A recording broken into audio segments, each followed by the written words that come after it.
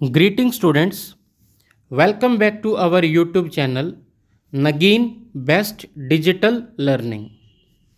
आज की इस वीडियो में क्लास 10th की चैप्टर इलेक्ट्रिसिटी की NCERT एक्सरसाइज को हम डिस्कस करेंगे। चलिए NCERT एक्सरसाइज का फर्स्ट क्वेश्चन हम रीड करते हैं। क्वेश्चन हमारे पास गिवन है, a piece of wire of resistance capital R is cut into 5 equal parts.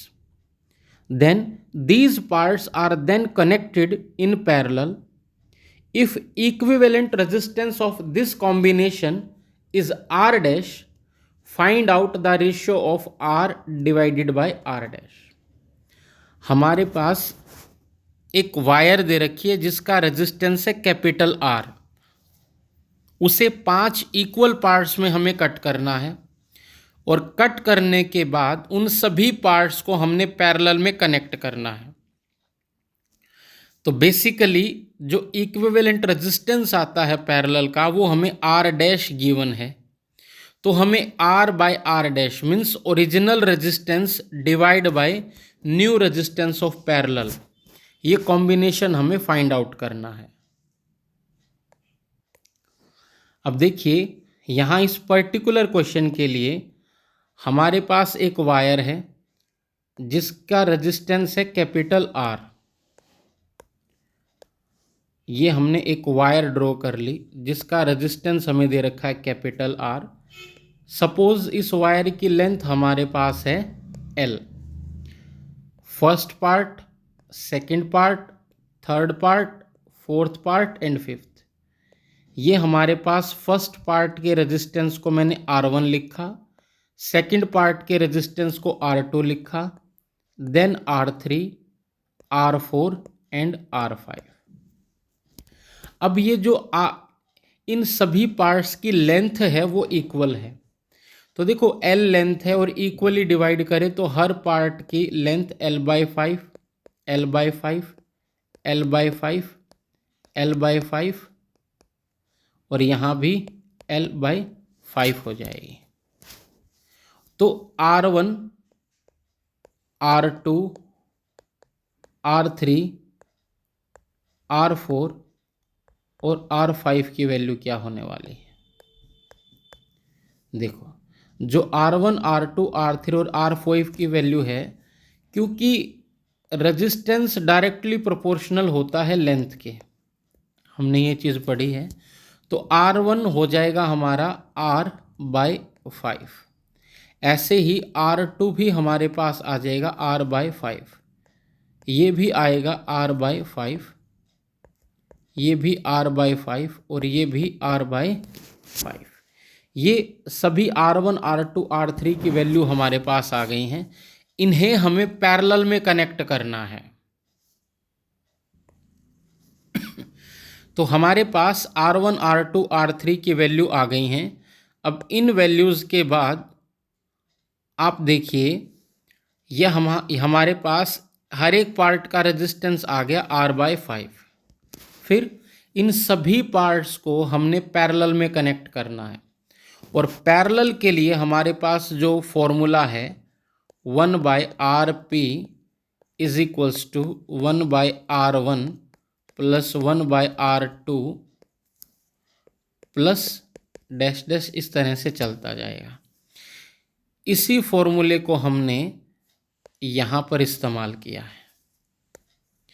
तो क्लियरली आप यहाँ से देख सकते हैं 1 divide by R/5, 1 divide by R/5, 1 divide by R/5, 1 divide by R/5। तो जब इसे हम रेसिप्रोकल करेंगे तो 1/R dash 5/R, 5/R, 5/R, तो ये हमारे पास आ जाएगा 5 कॉमन लेंगे तो 5 × 5 25/R।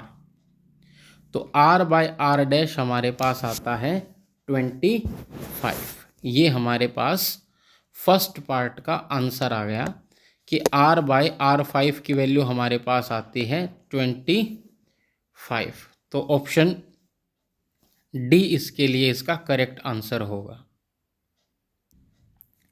Further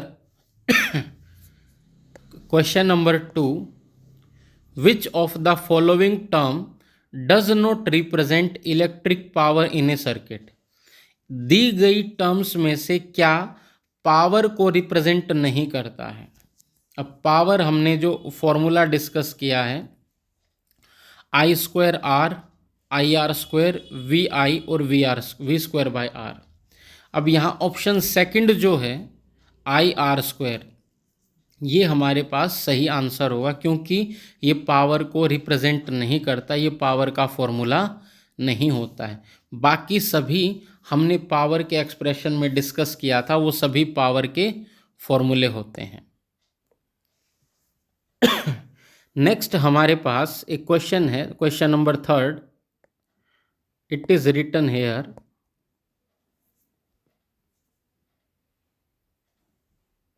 this one, an electric bulb is rated 220 volt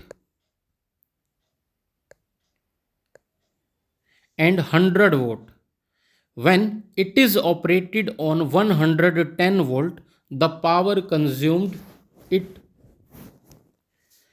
देखिए क्वेश्चन को समझो। हमारे पास एक इलेक्ट्रिक बल्ब है जिसकी पावर रेटिंग हमें दे रखी है 220 वोल्ट और 100 वोल्ट, 220 वोल्ट और 100 वोल्ट।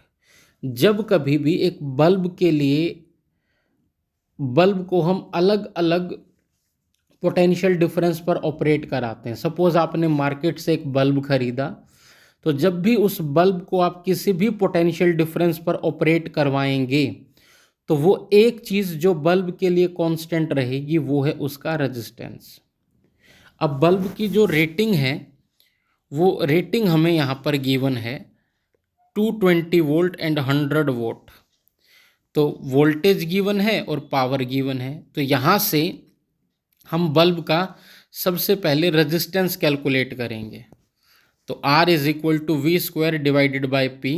वी है हमारे पास 220, पावर है 100, तो रेजिस्टेंस हमारे पास आ गया 484 ओम। तो अब इसने कहा कि अगर इसे हम 110 वोल्ट पर ऑपरेट करवाएं तो कितनी पावर कंज्यूम करेगा। तो हमारे पास पोटेंशियल है, रेजिस्टेंस है, वी विल कैलकुलेट पावर। तो अब इस बल्ब की जिसकी 100 वोल्ट रेटिंग थी, पोटेंशियल डिफरेंस हाफ कर दिया हमने, तो पावर उस बल्ब की 1/4 टाइम्स डिक्रीज हो जाएगी। अब इस बल्ब की जो पावर है वो केवल 25 वोल्ट ही होगी। Further question number 4 is given written here, 2 conducting wires of same material and of equal length and equal diameter are first connected in series and then in parallel in an electric circuit. The ratio of heat produced in series and parallel would be। Statement को समझिए। 2 conducting wires हैं जिनका की material same है। अब हमें जो ये वैल्यू यहाँ गिवन है सेम मटेरियल, इस सेम मटेरियल के होने की वजह से हमारे पास जो ये वैल्यू हमें गिवन है कि वायर जो है वायर का मटेरियल सेम है, मींस डेंसिटी सेम है दोनों वायर्स की। Equal length equal diameter means resistance भी सेम है दोनों का, क्योंकि डायमेंशंस दोनों के बराबर हैं। अब ऐसी वायर को हम कहेंगे रो भी सेम है और साथ में आर भी दोनों का सेम है। पहले तो दोनों को सीरीज में कनेक्ट किया, फिर पैरेलल में, तो आपने सीरीज टू पैरेलल का हीट प्रोड्यूस्ड रेशियो बताना है। Now see when both the wires are connected in series. अब एक वायर हमारे पास है, सपोज ये एक वायर है जिसका रेजिस्टेंस है R, ये दूसरी वायर है इसका रेजिस्टेंस भी है R। जब दोनों वायर्स को सीरीज में कनेक्ट करेंगे तो R प्लस R 2R हमारे पास इक्विवेलेंट रेजिस्टेंस आएगा। फर्दर जब इन्हीं दोनों वायर्स को पैरेलल में कनेक्ट करेंगे तो रेजिस्टेंस हमारे पास आया R डिवाइडेड बाय 2। तो जो इलेक्ट्रिक पावर है वो हमें यहाँ पर कैलकुलेट करनी है। तो इलेक्ट्रिक पावर को या हीट प्रोड्यूस्ड इन सीरीज अगर हम बात करें तो V² bye RS first case के लिए, सेकंड केस के लिए V²/RP, ये हमारे पास वैल्यू आएगी। तो देखिए V² हमने V की वैल्यू दोनों के लिए सेम है, it will B cancel out. तो जो हीट प्रोड्यूस्ड का रेशियो आएगा that is RP/RS, it is 1:4। Solve करने के बाद हमारे पास वैल्यू आई 1:4। तो जो ये 1:4 की वैल्यू हमारे पास है, ये हमारा इस क्वेश्चन के लिए करेक्ट आंसर हो जाएगा। Further question number 5th, a voltmeter is connected in circuit to measure potential difference between 2 points। किन्हीं भी दो पॉइंट्स के बीच में पोटेंशियल डिफरेंस मेज़र करना हो तो वोल्टमीटर किस अकॉर्डिंगली कनेक्ट किया जाता है।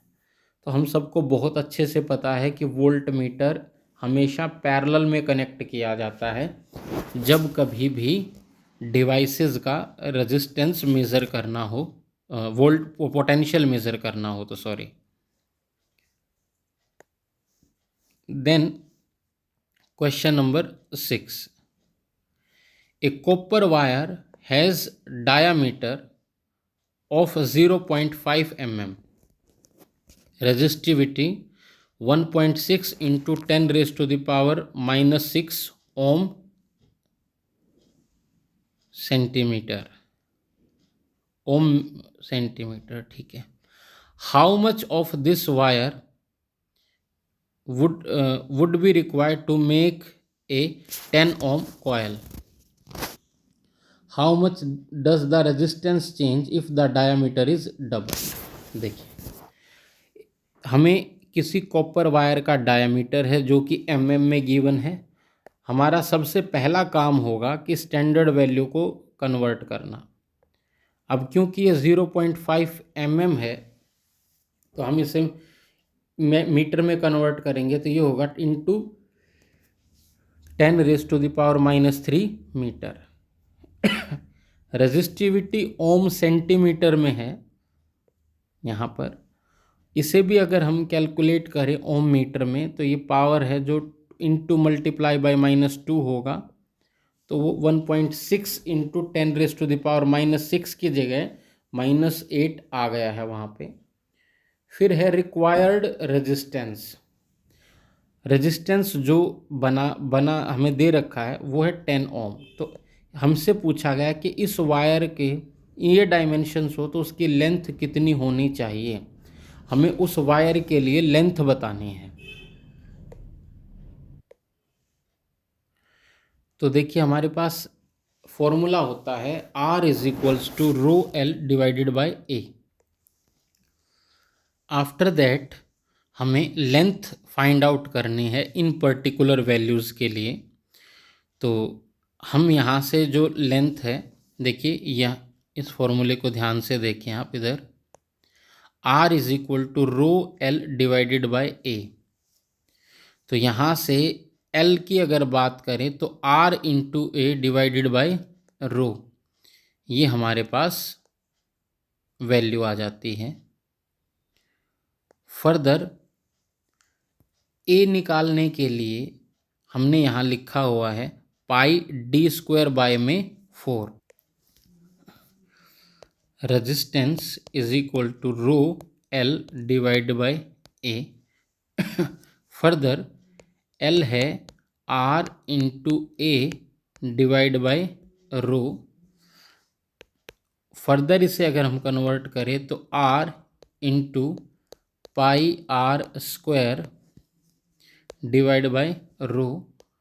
फर्दर अब R जो होती रेडियस होती है that is half of the diameter, तो R × πd/2² / ρ। तो ये हमारे पास फर्दर हो जाएगा R into pi D square by 4 rho.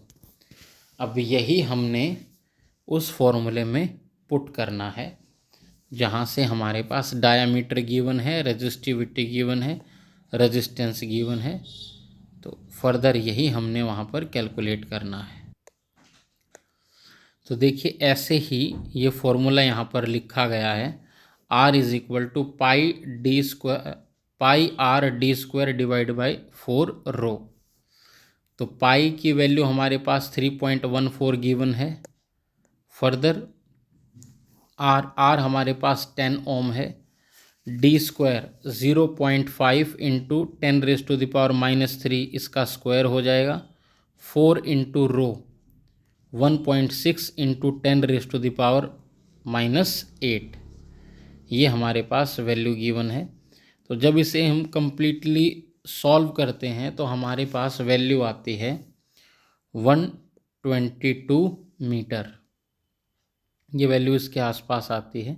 तो जो लेंथ है वायर की जिसका रेजिस्टेंस होना चाहिए 10 ओम, तो उस पर्टिकुलर वायर के केस में लेंथ होनी चाहिए 122 मीटर। देन हमसे पूछा था कि अगर डायामीटर को हम डबल करें तो क्या फ़र्क पड़ने वाला है। देखिए रेजिस्टेंस और डायामीटर कैसे एक दूसरे से रिलेटेड हैं। R is equal to rho L divide by A. Further rho L pi R square. Further rho L pi, यहाँ हम लिख देंगे d/2 का स्क्वायर। तो R is equals to rho L divide by में पाई डी स्क्वायर और 4 यहाँ ऊपर आ जाएगा। तो अगर हम देखें resistance is inversely proportional to square of distance. Distance के स्क्वायर के इनवर्सली प्रोपोर्शनल है। अब डिस्टेंस मतलब अगर डिस्टेंस हमारा डबल हो रहा है तो 2 का स्क्वायर होगा 4, तो रेजिस्टेंस 1/4 के रेशो से डिक्रीज होगा या चेंज होगा। तो रेजिस्टेंस हमारा पहले 10 था, तो 10 नया जो रेजिस्टेंस है वो हमारे पास होगा 10/4, इट विल बी 2.5 ओम। ये हमारा नया रेजिस्टेंस होना चाहिए इस पर्टिकुलर केस में। देखिए यही यहाँ पे लिखा हुआ है 1/4 टाइम्स जो है वो रेजिस्टेंस हमारा चेंज हो जाएगा। Means 10/4 that is 2.5 ohm value आएगी हमारे पास रेजिस्टेंस के लिए। फर्दर क्वेश्चन नंबर 7 की अगर हम बात करें तो हमें गिवन है values of current I flowing in a given resistor for the corresponding values of potential difference V across the resistors are given below। हमें I और V की वैल्यूज़ का एक सेट दे रखा है यहाँ। when current is 1.6 voltage is 1.6, current is 0.5, when voltage is 3.4, current is 1 ampere, when voltage is 6.7, current is 2, voltage is 10.2, current is 3, voltage is 13.2, current is 4। तो इन values को लेके जब हम एक ग्राफ ड्रॉ करते हैं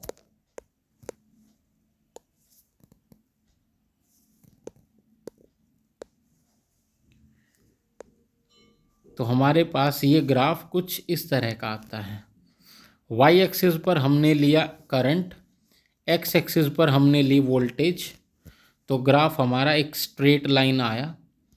तो इस स्ट्रेट लाइन पर हमसे क्या पूछा गया है, हमसे ये पूछा गया है calculate the resistance of the resistor. तो ये एक आई वी ग्राफ हमारे पास बनता है। तो इस आई वी ग्राफ के लिए रेजिस्टेंस हमारे पास हम V बाई आई का रेशियो करके भी निकाल सकते हैं। R होता है V बाई आई। तो हमने यहाँ पर क्या ले लिया, कोई भी 2 पॉइंट ले लिए। सपोज वोल्टेज हमने ले ली 9 वोल्ट माइनस 5 वोल्ट। ये यहाँ पर एक पॉइंट है, ये हमने ले लिया। पोटेंशियल है 9 वोल्ट और इधर हमें यहाँ तक ये ले लिया सेकंड पॉइंट। इन दोनों पॉइंट से परपेंडिकुलर डाले स्लोप निकालने के लिए, तो ये आ गया 9 माइनस 5 4 वोल्ट। ऐसे ही करंट हमारे पास आया। करंट को अगर सामने देखोगे आप 2.65 माइनस 1.40, तो ये वैल्यू हमारे पास आएगी 1.25। तो R निकालने के लिए V डिवाइडेड बाय I करेंगे। 4 divided by 1.25 it will be equal to 3 ohm. जो यहाँ इस पर्टिकुलर केस में वैल्यू रहेगी वो होगी हमारे पास 3 ओम।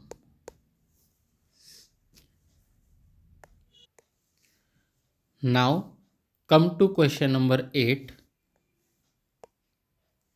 When a 12 volt battery is connected across an unknown resistor, find the current of 2.5 milliampere in the circuit is flowing, then find the value of resistance of the resistor। हमें circuit के अंदर resistance की value को find out करना है। देखो इस particular case के लिए पोटेंशियल हमें गिवन है 12 वोल्ट, ये यहाँ लिखा हुआ है। करंट हमें गिवन है 2.5 मिली एम्पियर। तो हमने इसे 2.5 इंटू 10⁻³ एम्पियर में कन्वर्ट कर लिया। तो रेजिस्टेंस के लिए हमारे पास फॉर्मूला है V divided by I। 12 volt divide by 2.5 into 10⁻³ ये हमारे पास आता है 4800 ओम, दैट इज़ 4.8 किलो ओम। ऐसा भी हम इसे लिख सकते हैं। तो इस पर्टिकुलर केस में रेजिस्टेंस की जो वैल्यू हमारे पास आई है 4.8 kilo ohm. Now question number 9। A battery of 9 volt is connected in series with resistance of 0. This is the question. Resistance of 0.2 ohm, 0.3 ohm, 0.4 ohm, 5 ohm and 12 ohm. How much current would flow through the 12 ohm resistance? अब एक battery in सभी के साथ series में connect है। देखो क्योंकि सभी रेजिस्टेंस सीरीज में कनेक्ट हैं तो सबके अंदर से same amount of electric current flow करेगा। The value of electric current will be same for all. तो सीरीज के अंदर जो रेजिस्टेंस होता है वो हमने इन सब को ऐड कर लिया। ऐड करने के बाद वैल्यू आती है 13.4 ओम। तो इस 13.4 ओम और पोटेंशियल हमारे पास है 9 वोल्ट। तो करंट हमारे पास आ गया 9 डिवाइड बाय 13.4 0.67 एम्पियर। अब क्योंकि सभी रेजिस्टेंसेस सीरीज में हैं तो सीरीज में होने की वजह से सबके अंदर से सेम करंट जाएगा। तो जो 12 ओम का रेजिस्टर है उसके अक्रॉस भी करंट जो है वो 0.67 एम्पियर ही फ्लो करेगा।